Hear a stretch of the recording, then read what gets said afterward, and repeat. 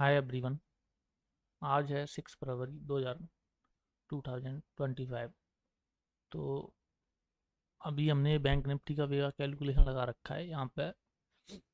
9 बज के 21 मिनट पर वैल्यू -9 थी, प्लस में 8 हुई, फिर प्लस में 24 हुई। तो यहाँ का हमारा 9:21 का एसएल बनता है इधर। ठीक है, सॉरी, 9:21 का एसएल लेके हमारा ट्रेड बना इस कैंडल में, जो तीसरी कैंडल है उसमें। ठीक है, ये इधर इस वाली कैंडल में। ठीक है, ये इतना छोटा सा एसएल है हमारा। और टारगेट हम देख लेते हैं कहाँ तक रखेंगे। कम से कम टारगेट रखेंगे, कम से कम पहले हम फर्स्ट 1:3 इधर, यहाँ पे। ठीक है, तो ये 1:3 हो गया कम से कम।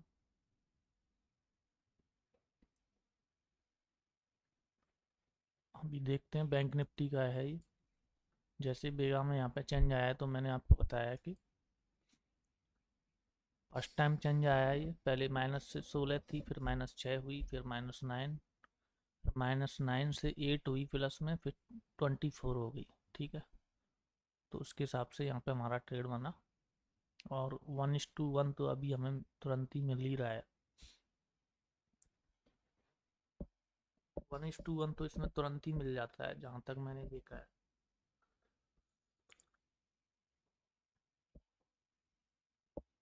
तो अभी देखते हैं इसमें क्या होता है।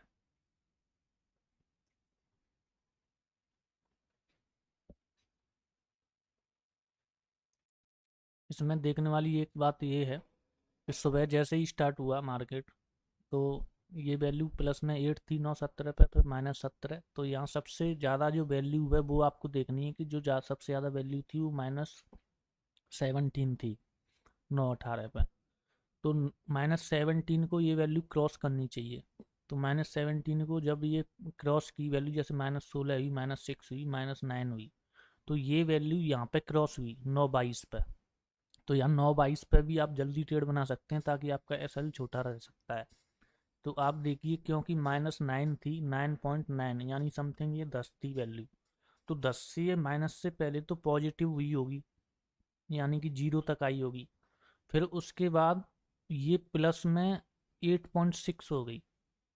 ठीक है, तो इसका मतलब ये है कि ये वैल्यू जो -17 थी, इससे ये आगे निकल गई। जो -17 थी वैल्यू, ये समथिंग 10.85 हो गई यहाँ पे। अगर इसको ऐड करोगे आप, तो आप यहाँ पे छोटा सा, आप इस कैंडल में भी ट्रेड बना के इधर ऐसे ले सकते हो। यानी कि इस कैंडल में आपने ट्रेड बनाया इधर, ठीक है, दूसरी कैंडल में, तो एसएल आपका और छोटा होगा।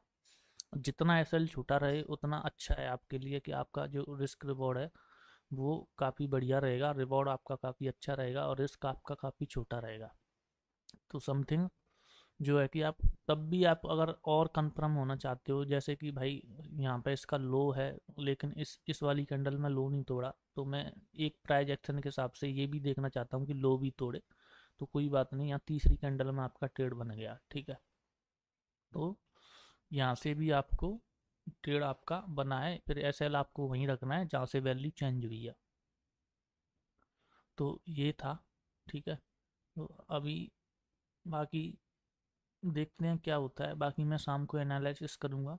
बाकी ये फर्स्ट टाइम में जो भी ट्रेड बनाए, तो यहाँ पे हम क्या करते हैं कि इसको लंबा होल्ड करने की कोशिश करते हैं, कि जब भी फर्स्ट टाइम जो चेंज आता है उसका भले ही एसएल हो जाए, लेकिन उस ट्रेड को हमें लंबा होल्ड करना है, जाने देना है मार्केट को कहाँ तक जाता है। क्योंकि जब भी फर्स्ट टाइम चेंज आता है, कभी कभी एसएल भी होते हैं, ऐसी बात नहीं है, लेकिन जब भी टारगेट आता है तो काफ़ी बड़ा टारगेट आता है। ठीक है, तो ऐसे करके शाम को मैं एनालिसिस करूँगा, एक और वीडियो डालूंगा, वहाँ पर देखें क्या होता है इसमें, एस का एस एल हुआ या टारगेट हुआ। ठीक है, बाकी हम इसको एस एल को यहीं फिक्स रखेंगे और इसको खींचते चले जाएंगे। 1:3 तो है ही, कम से कम आपको लेना है तो यहाँ पर।